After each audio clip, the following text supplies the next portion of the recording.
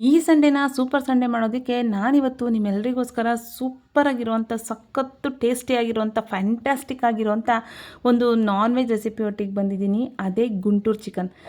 ನೋಡಿದಲ್ವಾ ಹೆಸರಲ್ಲೇ ಎಷ್ಟು ಅಟ್ರಾಕ್ಟ್ ಇದೆ ಅಂತ. ಇದು ಹೆಸರಲ್ಲಿ ಮಾತ್ರ ಅಲ್ಲ, ನೋಡೋದಕ್ಕೂ ಕೂಡ ನೋಡಿ ಎಷ್ಟು ಕಲರ್ಫುಲ್ಲಾಗಿ ಕಾಣ್ತಿದೆ ಅಂತ. ಇವತ್ತು ಗುಂಟೂರು ಮೆಣಸಿನ್ಕಾಯಿನ ಉಪಯೋಗಿಸ್ಕೊಂಡು ಗುಂಟೂರು ಚಿಕನ್ನ ಹೇಗೆ ಮಾಡೋದು. ಗುಂಟೂರು ಮೆಣಸಿನ್ಕಾಯಿ ಇಲ್ಲ ಅಂದರೆ ಅದು ಗುಂಟೂರು ಚಿಕನ್ನೇ ಅಲ್ಲ, ಹೌದಲ್ವಾ? ಹೇಗೆ ಗುಂಟೂರು ಚಿಕನ್ ಮಾಡೋದು ಕಲರ್ಫುಲ್ಲಾಗಿ ಟೇಸ್ಟಿಯಾಗಿ ಸಖತ್ತಾಗಿ ಹೇಗೆ ಮಾಡೋದು ಅಂತ ತಿಳಿಸ್ಕೊಡ್ತೀನಿ ಬನ್ನಿ. Welcome back to my YouTube channel Kannada ತೀಕಾಯಿ ರುಚಿ 24. ನಾನಿಲ್ಲಿ 1.5 kg ಆಗೋಷ್ಟು ಬಾಯ್ಲರ್ ಕೋಳಿನ ತೊಗೊಂಡು ನೀಟಾಗಿ ವಾಶ್ ಮಾಡಿ ಎತ್ತಿಟ್ಕೊಂಡಿದ್ದೀನಿ. ಇಲ್ಲಿ ನಾನು ಮಸಾಲೆಗೆ ಒಂದು 3 ಟೇಬಲ್ ಸ್ಪೂನ್ ಆಗೋಷ್ಟು ಧನಿಯಾ, ಒಂದು 3 ಇಂಚು ಚಕ್ಕೆ, ಒಂದು 6 ಲವಂಗ, ಸ್ವಲ್ಪ ಜಾವಿತ್ರಿ ತೊಗೊಂಡಿದ್ದೀನಿ, 1 ಸ್ಪೂನು ಜೀರಿಗೆ, 1 ಸ್ಪೂನು ಕಾಳುಮೆಣಸು, 2 ಏಲಕ್ಕಿನ ಇಲ್ಲಿ ಇದನ್ನ ಡ್ರೈ ರೋಸ್ಟ್ ಮಾಡೋದಕ್ಕೆ ಎತ್ತಿಡ್ತಾ ಇದ್ದೀನಿ. ಹಾಗೆ ಮೇಯ್ನಾಗಿ ಇದಕ್ಕೆ ಒಂದು 10 ಬ್ಯಾಡಿಗೆ ಮೆಣಸಿನ್ಕಾಯಿ, ಗುಂಟೂರು ಚಿಕನ್ಗೆ ಗುಂಟೂರು ಮೆಣಸಿನ್ಕಾಯಿ ಇಲ್ಲ ಅಂದಂಗೆ ಹೇಳಿ 15 ಗುಂಟೂರು ಮೆಣಸಿನ್ಕಾಯಿ ತೊಗೊಂಡಿದ್ದೀನಿ. ಇಲ್ಲಿ ನೋಡಿ ನಾನೊಂದು ಪಾನ್ನ ಕಾಯೋದಕ್ಕಿಟ್ಟು ಇಲ್ಲಿ ನಾನು ತೊಗೊಂಡಿರೋವಂಥ ನೋಡಿ ಐಟಮ್ಸ್ನೆಲ್ಲ ಫ್ರೈ ಮಾಡ್ಕೊತಾ ಇದ್ದೀನಿ. ಡ್ರೈ ರೋಸ್ಟ್ ಮಾಡ್ಕೋಬೇಕು, ಎಣ್ಣೆ ಹಾಕಿ ಏನು ಬೇಡ.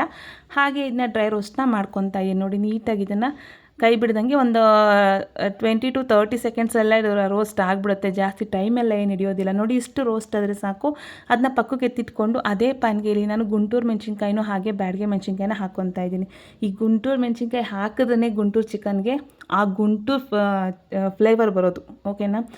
ಕೆಲವು ಕಡೆ ಬರೀ ಬ್ಯಾಡಿಗೆ ಮೆಣಸಿನ್ಕಾಯಿ ಹಾಕಿ ಮಾಡ್ತಾರೆ. ಗುಂಟೂರು ಚಿಕನ್ ಹಾಕಿಲ್ಲ ಅಂದರೆ ನಾವು ಗುಂಟೂರು ಚಿಕನ್ ಅಂತ ಹೆಂಗೆ ಹೇಳೋಕ್ಕಾಗತ್ತೆ ನೋಡಿ. ಇಲ್ಲಿ ನಾವು ಮೆಣಸಿನ್ಕಾಯಿನೂ ಕೂಡ ನೀಟಾಗಿ ಈ ಥರ ಫ್ರೈ ಮಾಡಿಕೊಂಡು ಒಂದು ಮಿಕ್ಸರ್ ಜಾರ್ಗೆ ನಾವಿಲ್ಲಿ ಡ್ರೈ ರೋಸ್ಟ್ ಮಾಡ್ಕೊಂಡಿರುವಂಥ ಐಟಮ್ಸ್ನೆಲ್ಲ ಇಲ್ಲಿ ಸೇರಿಸ್ಕೊತಾ ಇದ್ದೀನಿ. ನೋಡಿ ಎಲ್ಲನೂ ಹಾಕ್ಕೊಂಡು ಇದು ರುಬ್ಬೋದಕ್ಕೆ ಎಷ್ಟು ನೀರು ಅವಶ್ಯಕತೆ ಇದೆಯೋ, ಓಕೆನಾ? ನೋಡಿ ಇಲ್ಲಿ ಸ್ವಲ್ಪ ಅರಿಶಿನ ಸೇರಿಸ್ಕೊತಾ ಇದ್ದೀನಿ, ಒಂದು ಅರ್ಧ ಟೇಬಲ್ ಸ್ಪೂನ್ ಆಗೋಷ್ಟು ಅರಿಶಿನ ಹಾಕ್ಕೊಂಡು ಇಲ್ಲಿ ರುಬ್ಬೋದಕ್ಕೆ ಎಷ್ಟು ನೀರು ಅವಶ್ಯಕತೆ ಇದೆಯೋ ಅಷ್ಟು ನೀರನ್ನು ಹಾಕಿ ಇಲ್ಲಿ ಫೈನ್ ಪೇಸ್ಟ್ನ ಮಾಡ್ಕೋಬೇಕು, ಓಕೆನಾ? ತರ್ತರಿ ಎಲ್ಲ ಫೈನ್ ಪೇಸ್ಟ್. ನೋಡಿ ಎಷ್ಟು ಚೆನ್ನಾಗಿ ಮಾಡ್ಕೊಬಂದಿದೆ. ಕಲ್ಲರ್ ನೋಡಿ, ಈ ಕಲ್ಲರ್ಗೆ ಹೇಳೋದು ಗುಂಟೂರು ಮೆಣಸಿನ್ಕಾಯಿ ಅಂತ ಹೇಳೋದು, ಗುಂಟೂರು ಚಿಕನ್ ಅಂತ ಹೇಳೋದು. ಟೇಸ್ಟ್ ಬಿಟ್ಟು ಕಲ್ಲರ್ಗೆ ಹೇಳೋದು, ಓಕೆನಾ? ಇಲ್ಲಿ ಒಂದು ಪಾತ್ರೆನ ಕಾಯೋದಕ್ಕಿಟ್ಟು ಒಂದು 4 to 5 ಟೇಬಲ್ ಸ್ಪೂನ್ ಆಗುವಷ್ಟು ಕುಕ್ಕಿಂಗ್ ಆಯಿಲ್ನ ಸೇರಿಸ್ಕೊಂಡು ಇಲ್ಲಿ ಸ್ಲೈಸಾಗಿ ಕಟ್ ಮಾಡಿರೋವಂಥ 2 ಮೀಡಿಯಮ್ ಸೈಜ್ ಈರುಳ್ಳಿನ ಸೇರಿಸ್ಕೊಂಡು ನೀಟಾಗಿ ಇದನ್ನು ಫ್ರೈ ಮಾಡ್ಕೋಬೇಕು, ಕೈ ಬಿಡ್ದಂಗೆ.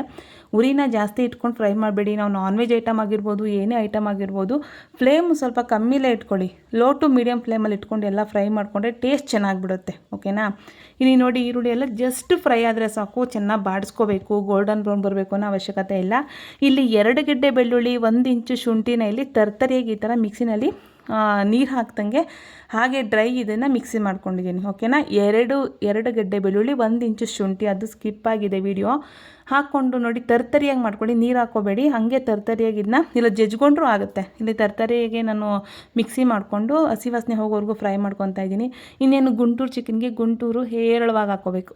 ಇಲ್ಲಿ ಒಂದು 10 ಗುಂಟೂರು ಮೆಣಸಿನ್ಕಾಯಿನ ಹಾಕ್ಕೊತಾ ಇದ್ದೀನಿ. ಯಾಕಂದರೆ ನಾವು ಮಸಾಲೆ ಎಲ್ಲ ಹಾಕ್ಕೊಂಡ್ಮೇಲೆ ಈ ಮೆಣಸಿನ್ಕಾಯಿ ಅವಳಿಕೆ ಆ ಮಸಾಲೆ ಹೋಗಿ ಸೇರಿಕೊಂಡ್ರೆ ತಿನ್ನಬೇಕಾದ್ರೆ ಇದನ್ನು ಕೂಡ ಮಧ್ಯ ಕಚ್ಕೊಂಡು ತಿಂದರೆ ತುಂಬಾ ಸಖತ್ತು ಟೇಸ್ಟಿಯಾಗಿರುತ್ತೆ. ಇಲ್ಲಿ ಒಂದು ಅರ್ಧ ಹಿಡಿ ಆಗುವಷ್ಟು ಫ್ರೆಶ್ ಆಗಿರುವಂಥ ಕರಿಬೇವಿನ ಸೊಪ್ಪನ್ನು ಕೂಡ ಇಲ್ಲಿ ಹಾಕ್ಕೊಂಡು ನೀಟಾಗಿ ಇದನ್ನು ಫ್ರೈ ಮಾಡ್ಕೊತಾ ಇದ್ದೀನಿ. ಶುಂಠಿ ಬೆಳ್ಳುಳ್ಳಿ ಹಾಕಿದ್ಮೇಲೆ ತಳ ಹಿಡಿಯೋದು ಕಾಮನ್. ಇಲ್ಲಿ ಫ್ಲೇಮ್ನ ಕಮ್ಮಿ ಇಟ್ಕೊಂಡಿರಿ, ಏನೂ ಪ್ರಾಬ್ಲಮ್ ಇಲ್ಲ. ಅದು ಶುಂಠಿ ಬೆಳ್ಳುಳ್ಳಿ ಹಾಕಿದ ತಕ್ಷಣ ತಳ ಹಿಡಿಯೋಕ್ಕೆ ಶುರು ಆಗುತ್ತೆ. ಜಸ್ಟ್ ಬ್ರೌನ್ ಕಲರ್ ಬರೋಕ್ಕೆ ಶುರು ಆಗುತ್ತೆ. ಸೀದೋಯ್ತು ಅಂತೆಲ್ಲ ಟೆನ್ಷನ್ ಮಾಡ್ಕೋಬೇಡಿ, ಏನೂ ಆಗೋಲ್ಲ.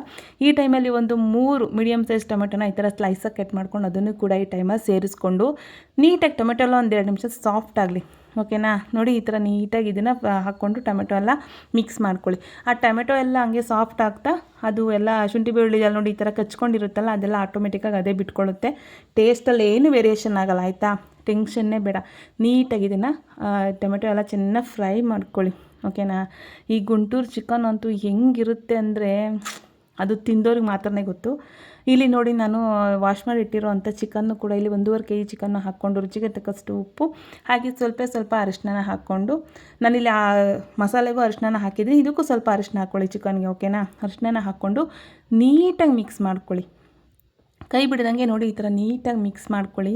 ಚಿಕನ್ನು ಚೆನ್ನಾಗಿ ಮಸಾಲ ಶುಂಠಿ ಬೆಳ್ಳುಳ್ಳಿ ಎಲ್ಲ ಹಾಕಿದ್ದೀವಲ್ಲ, ಈರುಳ್ಳಿ, ಟೊಮೆಟೊ, ಕರಿಬೇವಿನ ಸೊಪ್ಪು, ಶುಂಠಿ ಬೆಳ್ಳುಳ್ಳಿ ಎಲ್ಲ ಹಾಕಿದ್ದೀವಲ್ವ, ಸೊ ಅದಕ್ಕೆಲ್ಲ ಮಸಾಲ ಎಲ್ಲ ಇದಕ್ಕೆ ಶುಂಠಿ ಬೆಳ್ಳುಳ್ಳಿ ಚೆನ್ನಾಗಿ ಚಿಕನ್ ಬೆಂದ್ಕೊಂಡ್ರೆ ಆ ಸ್ಮೆಲ್ಲು ಅಂದರೆ ಅದೇನಂತಾರೆ ಚಿಕನ್ ಸ್ಮೆಲ್ಲೆಲ್ಲ ಸ್ವಲ್ಪ ಹೋಗುತ್ತೆ ಚೆನ್ನಾಗಿ ಫ್ರೈ ಮಾಡಿಕೊಂಡ್ರೆ, ಓಕೆನಾ? ಮೀಡಿಯಮ್ನ ಲೋ ಟು ಮೀಡಿಯಮ್ ಫ್ಲೇಮಲ್ಲೇ ಇಟ್ಕೊಂಡು ಮಾಡ್ಕೊಳ್ಳಿ. ಜಾಸ್ತಿ ಉರಿಲಿ ಮಾಡಿದ್ರೆ ಸೀದೋಗ್ಬಿಡುತ್ತೆ. ಯಾವ ಅಡುಗೆನೂ ಅಷ್ಟೇ ಲೋ ಟು ಮೀಡಿಯಮ್ ಫ್ಲೇಮಲ್ಲಿದ್ದರೆ ಚೆನ್ನಾಗಿ ಬರೋದು, ಯಾವುದೇ ವೆಜ್ಜು ನಾನ್ ವೆಜ್ಜು ಏನಾಗಿದ್ರು, ಓಕೆನಾ. ನೋಡಿ ಇಲ್ಲಿ ಕೈ ಬಿಡ್ದಂಗೆ ನಾನು ಚಿಕನ್ನ ನೀಟಾಗಿ ಈ ಥರ ಮಿಕ್ಸ್ ಮಾಡ್ಕೊತಾ ಇದ್ದೀನಿ. ನೀವು ಒಂದು 5ರಿಂದ 8 ನಿಮಿಷ ಇದನ್ನು ಈ ಥರ ಕೈ ಬಿಡ್ದಂಗೆ ಫ್ರೈ ಮಾಡ್ಕೊಳ್ಳಿ.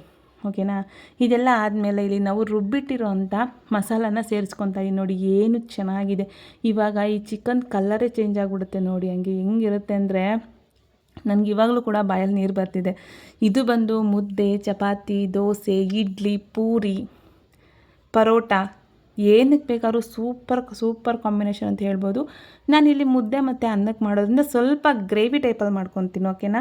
ನೀವೇನಾದರೂ ಚಪಾತಿಗೆ, ದೋಸೆಗೆ, ಪೂರಿಗೆ, ಪರೋಟಾಗೆ ಅಂದರೆ ನಾನಿವಾಗ ಇಟ್ಟಿದ್ದೀನಿ ಮಾಡ್ತಾಯಿದ್ದೀನಲ್ಲ, ಈ ಲೆವೆಲಲ್ಲಿ ಸ್ವಲ್ಪ ನೀರು ಹಾಕ್ಕೊಂಡ್ರೆ ಸಾಕು. ಓಕೆನಾ.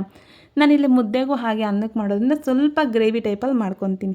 ಈ ಚಿಕನ್ ಮಾತ್ರ ನೀವು ಇದನ್ನು ಸೇಮ್ ಮಸಾಲಾನ ನಾಟಿ ಕೋಳಿಗೆ ಕೂಡ ಹಾಕ್ಕೋಬೋದು, ಹಾಗೆ ಫಾರಮ್ ಕೋಳಿಗೂ ಸೇಮ್ ಪ್ರೊಸೀಜರ್ ಮಾಡಬೇಕು.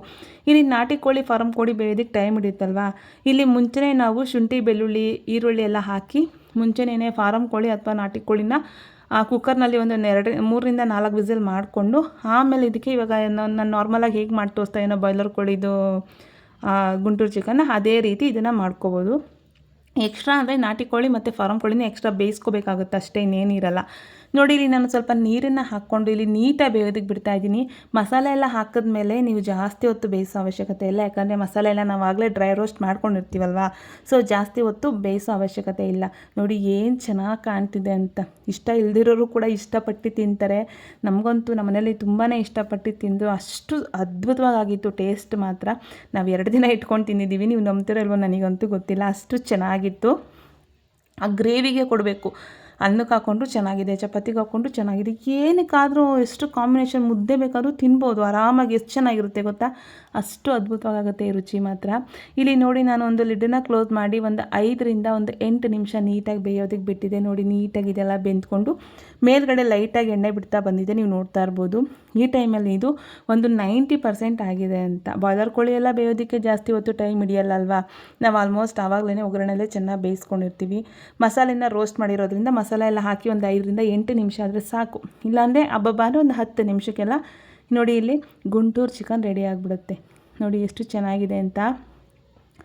ನಾನು ಹೇಳ್ತಾ ಇದ್ದೀನಲ್ಲ, ಇದನ್ನು ನಾಟಿ ಕೋಳಿ, ಫಾರಮ್ ಕೋಳಿಲೂ ಮಾಡ್ಕೋಬೋದು. ನನಗೆ ಬಾಯ್ಲರ್ ಕೋಳಿ ಸಿಗಿತ್ತು, ಸೊ ನಾನು ಬಾಯ್ಲರ್ ಕೋಳಿಲಿ ಮಾಡಿದೆ. ಯಾವಾಗಲೂ ಒಂದೇ ಥರ ಚಿಕನ್ ತಿಂದರೆ ಇದು ಅಂದ್ಬಿಟ್ಟು ಬೇಜಾರಂತ ಈ ಥರ ಮಾಡಿದೆ.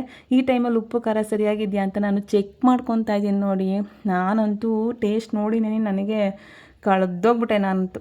ಅಷ್ಟು ಸೂಪರಾಗಿತ್ತು ಮಾತ್ರ ಗುಂಟೂರು ಚಿಕನ್ ಮಾತ್ರ. ಈ ಟೈಮಲ್ಲಿ ನೋಡಿ ಇದೆಲ್ಲ ಉಪ್ಪು ಖಾರ ಎಲ್ಲ ಸರಿ ಇದೆ ಅಂತ ನೋಡಿಕೊಂಡು ಮೇಲ್ಗಡೆ ನಮ್ಮದು ಇದೆಯಲ್ಲ ಕುಕ್ಕಿಂಗ್ ಡೆಕೋರೇಷನ್ ಕ್ವೀನ್ ಕೊತ್ತಂಬರಿ ಸೊಪ್ಪನ್ನು ಕೂಡ ಇಲ್ಲಿ ಒಂದು ಅರ್ಧ ಹಿಡಿಯೋಷ್ಟು ಹಾಕ್ಕೊಂಡು ನೀಟಾಗಿ ಮಿಕ್ಸ್ ಮಾಡಿಕೊಂಡ್ರೆ ಸೂಪರಾಗಿರೋವಂಥ ಗುಂಟೂರು ಚಿಕನ್ ರೆಡಿ.